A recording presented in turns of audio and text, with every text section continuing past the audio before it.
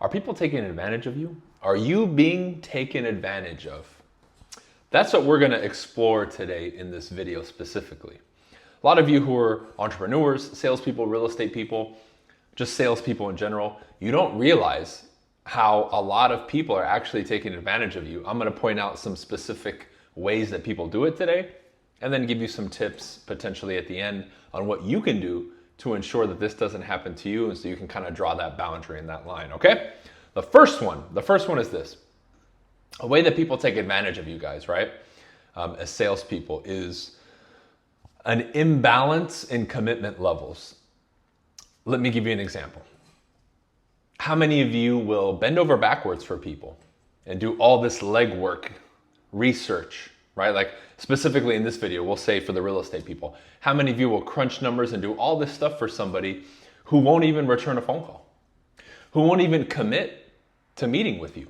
And I've straight up told people, hey man, I would love to do X, Y, Z. However, if we don't have a meeting set, then I'm not going to. And then a lot of times they'll set the meeting and then we'll move forward. Or they say, well, no. And then I'm like, okay, I can wash my hands and walk away.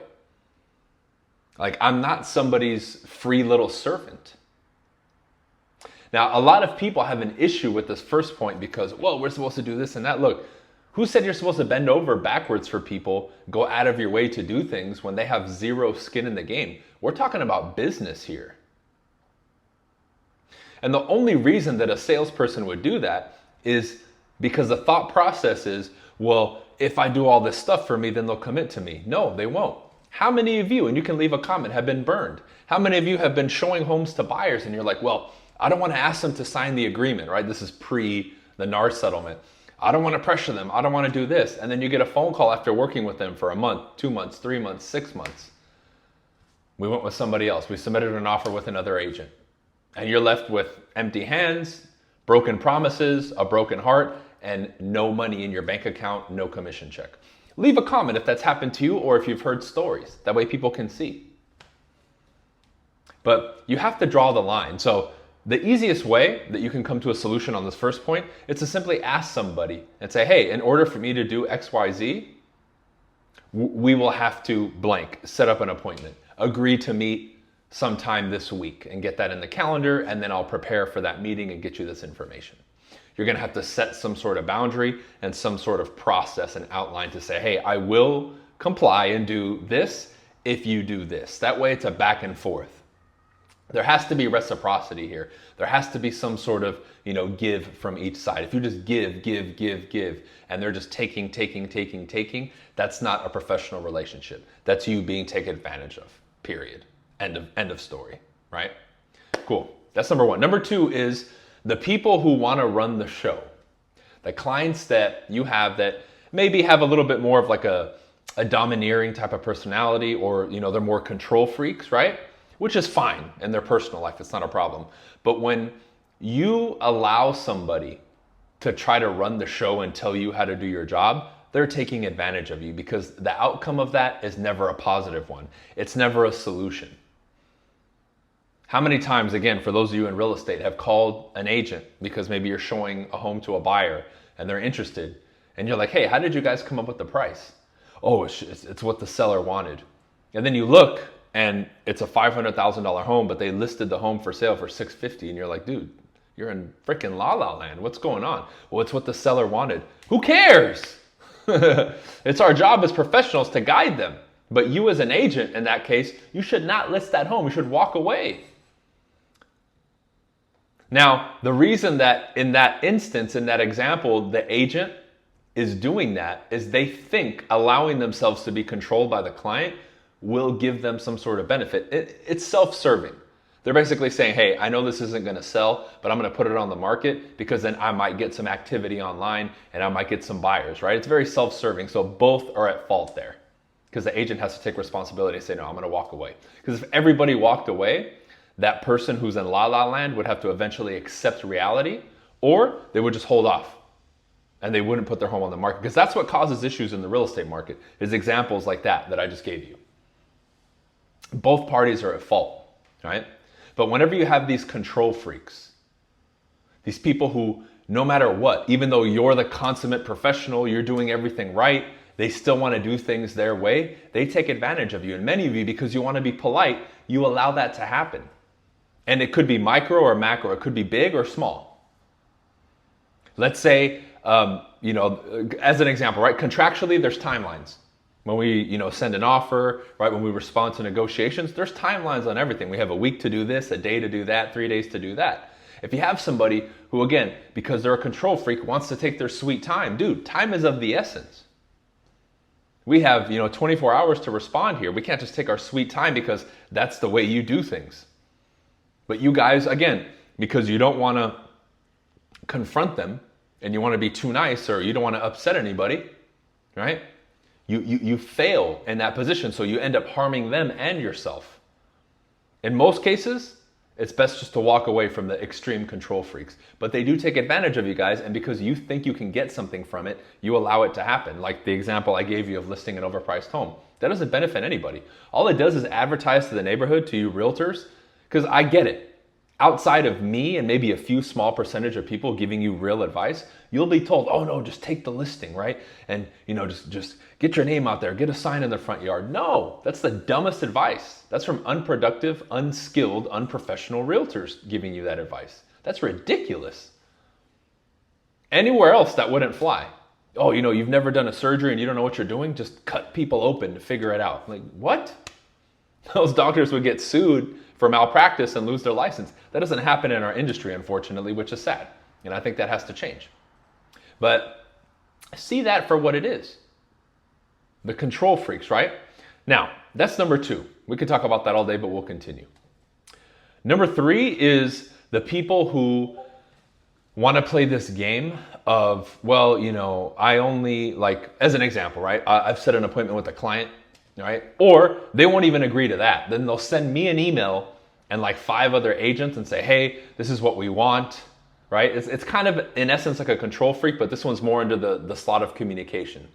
They'll want all communication to be done their way. It's like their way or the highway, basically. Right? Like you'll get an email saying, I want you to send me this, and we're going to decide. It's like, no. That's an element of a control freak, but they're basically gatekeeping communication. And you may be in a different industry watching this than me, but you cannot allow people to gatekeep information or, again, structure communication in their perspective from, hey, we're going to do it the way that I want to do it. You are the professional. You have an outline process for your service or product. It's not up to them. If they're unwilling to comply, fair enough. Let them go somewhere else. But you guys allow yourself to get taken advantage of. So then you'll respond or send them all that by email. That never works out. How do I know? From experience. Because I've tried it. And this happens outside of business as well. But you cannot work with these people who only want to communicate by email and they want to gatekeep communication a certain way. How annoying is it for those of you who are professionals where you could solve something on a 30-second or a 1-minute phone call? You have to go back and forth with text or emails. It's a pain. Some things are left to be, handled on the phone because it's quick, it's effective, it gets it done. But what happens? People are uncomfortable or they're control freaks or they're socially awkward, so they just want to do the email or this text message, right? And there's so many issues at play here because when we're talking about business, selling a product or a service where we have a contract or a timeline, certain things need to be met. Deadlines need to be met. Certain actions need to be taken in a certain amount of time. We can't play games. Right? So watch out for the gatekeepers of communication, especially we only communicate by email. I get having a copy of everything via email, of course, so you have a track record of everything, right? For legal purposes, in case there's any disputes, you do want that, but that cannot be the only form of communication is what I'm saying, okay? Number 4. Family. Many of y'all allow family and friends to take advantage of you. You deviate from your process, right? They try to shame you into giving them a discount, and you do it. Isn't it interesting that a stranger will pay you full price and be happy and grateful, yet a friend, in quotes, or a family member will come in already expecting from an entitled position that you should give them a discount? Isn't that nuts? I know people who only seek out friendships and relationships just because of that. They don't give a shit about the person. They just know that, if I'm cool with so-and-so, I'm going to get a discount when I need to do X, Y, Z. That's pathetic, man. What a shitty person. And I've seen this happen. And I've even called people out trying to do that with me. It's like, bro, you just want to get close to me or be a friend with me, so I hook you up with X, Y. It's not going to happen. It's hilarious, right? It's funny, but that's the world that we live in. And again, I'm saying this to you so that they don't take advantage of you. You shouldn't allow them to make you feel bad. Put your foot down and say, no, dude, I charge XYZ 6%. I'm going to charge you 6% too. You expect me to do as good or better job than with everybody else, right? Then why would I discount my fee with you just because we know each other? Now, if I decide to do it out of the kindness of my heart, that's fine. But for you to come in entitled and expect it, that's a problem. That's a you problem, not a me problem. And many of you allow that to happen. You allow people to take advantage of you just because you have a friendship or some kind of affinity, right? Brother, sister, aunt, uncle, right? And I see that happen all the time, and it breaks my heart because people will message me and ask me those questions, and I can tell that emotionally it's hurting them. I'm like, dude, this is business. This has nothing to do with family. You know, this is you delivering a product or a service. Why are you doing it at a discount? If it wasn't your family member, you wouldn't do it. But how come now suddenly you feel so bad and that you have to do it? And then I read the messages or listen to some of the voicemails and voice notes that they send. These people will send to them, and I'm like, man, this is supposed to be your family? Listen to how they're talking to you. It's nuts. It's all manipulation. Emotional manipulation really is what it is. Okay? Here's another one, right? Is when you compromise your standard out of desperation. Okay? So I have a lot of people, obviously, that follow me in real estate. And let's say a student of mine comes in, a new coaching member, right? And I set a standard for them and the type of clientele that they're going to go after. Many of them, because they're hungry, right? Bills are tight. They'll start compromising the process or that requirement and kind of criteria for the client, and they'll start budging on it. They'll start breaking rules out of desperation. People will take advantage of you. Giving up your commission for a negotiation, which in most cases is illegal, yet people are doing it just to get a deal closed, right? Not being forthcoming and honest and transparent in a negotiation just to push a deal through. Lowering your commission because you're coming from scarcity. All of these are ways that people will take advantage of you, because where you show a kink in your armor or you deviate from that standard, it's going to have spillover in the rest of your dealings with people. That's the slippery slope that leads to you having your business just spiral out of control. Because again, when you were tested, you failed. You broke. You gave in to the pressure. And I hate to see that, but it's another way that you get taken advantage of. Now, that's the individual's responsibility in this case, because I don't blame the person, the client. I would blame the individual, the agent, the business owner in that case, because you compromise your values and your standard that you set out. And that's a problem, right? So I can go on and on about this stuff, but these are just a few ways that people take advantage of you guys, and you need to wise up. You need to put your foot down. You need to have the ability to have a standard or tell people no. In many cases, you just have to say no. Oh, that's something we don't do. If you don't want to say no directly, XYZ is just something that we don't do. There you go. That's a very nice, easy way of handling that instead of just saying no. Some situations you're going to have to say no. Okay? So I like doing this type of content too, guys, because most people don't talk about this stuff, but it's the reality. This is why you guys need the right people helping you grow your business and helping you with these systems and processes and giving you the support that you need to grow. Anything I can do to help, I have all my free resources below in the description.